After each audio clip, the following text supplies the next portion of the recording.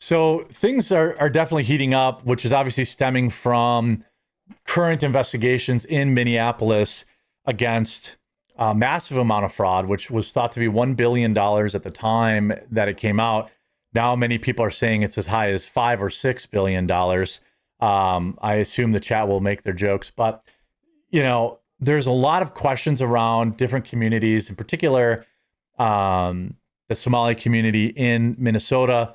Now, obviously, hashtag not all Somalians. I mean, I'm sure that the overwhelming majority came here looking for a better life and used existing immigration laws to come here and, didn't break any laws. And, quite frankly, that's a different conversation. But Illhan Omar seems to have committed immigration fraud, and which would void her asylum status and would also then void her governmental position. And you see this Illhan Omar, she's been accused by a GOP opponent of opening up the doors to massive Minneapolis fraud. I mean, look, everybody in charge there, not just Illhan Omar, but Tim Walz, right down to the governors, right down to the people who were, signing the checks for a lot of this stuff. There's a lot of blame to go around. We've all been around long enough to know nobody's going to go to jail over this, which is sad because they stole billions of dollars from hungry people who needed financial assistance. And, probably they're, and the people that they defrauded, that money was supposed to go to people who were hungry or needed help. That's all races of people and all groups of people. Like, everyone was hurt by this equally. You would think that, this is why I hate government. Like, you would think that they would maybe give a shit and like reach across the aisle and say, like, hey, look, everyone was hurt equally here. And let's get some justice. But people they stick to their partisan lines and they're like, well, she's a Democrat, so I'm not going to condemn her. Or Republicans are like, well, I'm only condemning her because she's a Democrat. Instead of people saying, look, this is bad, very bad. Billions of dollars that was supposed to go to hungry people who needed financial assistance, people who were disabled, military members, people who are physically, mentally disabled, people who are at or below the poverty line that needed assistance. That doesn't matter. Those people voted all different types of ways. They're all different types of skin colors, races, religions. It was like a crime that truly hurt everybody. And of course, we're just worried about who's a Republican and who's a Democrat. So President Trump is occasionally a practitioner of an unsparing form of political logic, having taken an interest in a massive public programs fraud committed by an almost exclusively Somali cast of perpetrators in Minnesota. He has followed up with an unfriendly comment about Minnesota's 5th District representative, saying she comes in, does nothing but bitch. She's always complaining. The president told a crowd in Mount Pocono, Pennsylvania on Tuesday, we got to get her the hell out. She married her brother in order to get in, right? So correction on that. I was corrected on that. She married her brother so that he could get in, not so she could get in. So Omar is a Somali fraud exhibit A, and her district was at the center of gravity in the massive feeding of future fraud case. I wrote about the Washington Free Beacon in March. Despite what you may think, Omar has made valuable contribution to our history.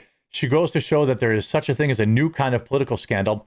Mark Twain famously observed, it could probably be shown by facts and figures that there are no distinctly Native American criminal class except Congress. Mark Twain was a very smart man. I'm a proud member now, new member of the Nothing Ever Happens tribe. And this will probably go down just like that. Republicans will be like, yeah, deport her. Democrats will be like, this is racist. And then nothing will happen. And meanwhile, the tens of thousands of people who are supposed to get that aid never got their aid. They're going hungry. They can't pay their electric bills, their heating bills. Nobody gives a shit about them. They just care about the political points they could score. And it's sad because I just want stuff to get done. And I feel like this is such a slam dunk that if you take your tribalism out of it, your political tribalism out of it, everyone would be like, this is crazy. Everyone should be in jail around this. Or at the very minimum, shouldn't be in the government, right? Like, it's not crazy to be like Illhan Omar committed immigration fraud, so she shouldn't be in government. The same would be true of any Republican that did the same thing. But then, Republicans would be like, this is a witch hunt. And the Democrats would be like, wait, and they won't go to jail either. I mean, there's 2 dozen, basically politicians that we know are openly corrupt.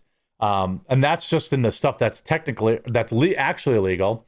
We don't talk about the politicians like, the Republican, what's Eye Patch McCain? I forget his name, down in Texas. He's a piece of garbage. Lindsey Graham, Republican piece of garbage. There's no war these guys won't send your kids to die in. And that's an R or a D. That's one thing they do agree on. Sorry for the aside there, but that Mark Twain quote got me going. He says, I'm talking about Omar's marriage to her brother, Ahmed Nur Saeed Almai.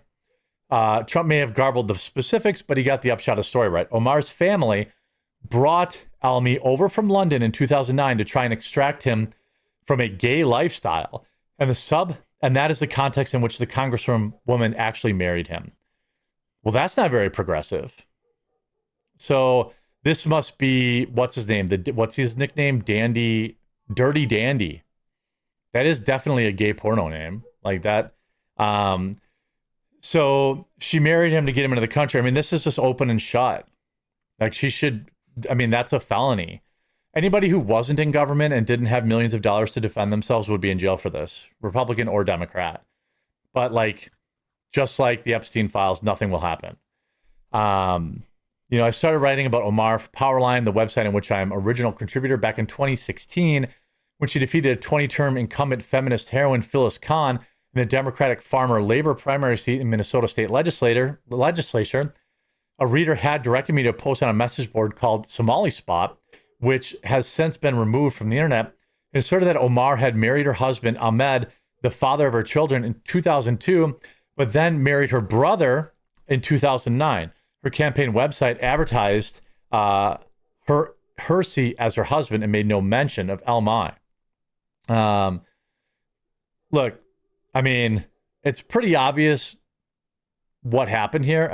We have the marriage license, which is why it's so frustrating, which is why Republicans suck ass just as much as Democrats do, because this should be a slam dunk.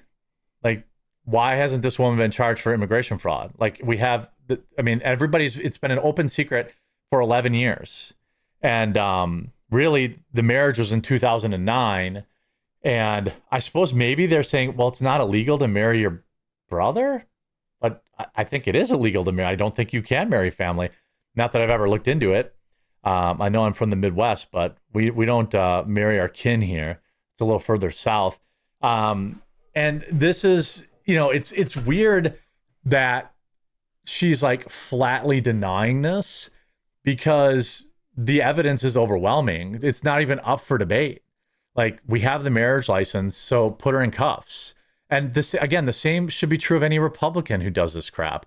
It's people get so caught up in their my sideism that they just excuse, why aren't more people pissed? Look, you have a Republican president. Why isn't he just ordering her arrest?